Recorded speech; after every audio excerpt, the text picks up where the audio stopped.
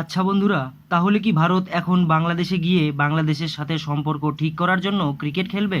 আসলে বাংলাদেশের সাথে ভারতের ক্রিকেট খেলা এখন সেই রকমই হয়ে গেছে যেই রকমটা তারা পাকিস্তানের সাথে খেলে।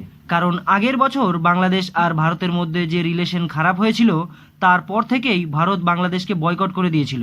তার উপরে ভারত যখন মুস্তাফিজুর রহমানকে আইপিএলে খেলতে বারণ করে দেয়, তখন বাংলাদেশ ক্রিকেট বোর্ডের এই কথাটা এতটাই খারাপ লেগেছিল যে বাংলাদেশ ক্রিকেট বোর্ড ঘোষণা করে দেয় যে তারা নাকি ভারতে টি-20 বিশ্বকাপ খেলতেই আসবে না। আর মামলা এত খারাপ হয়ে যায় যে সত্যি করেই বাংলাদেশ ভারতে 2026 সালের টি-20 বিশ্বকাপ খেলতেই আসেনি। তারপরে বাংলাদেশের সাথে ভারতের ক্রমাগত রিলেশন খারাপ হতেই থাকে।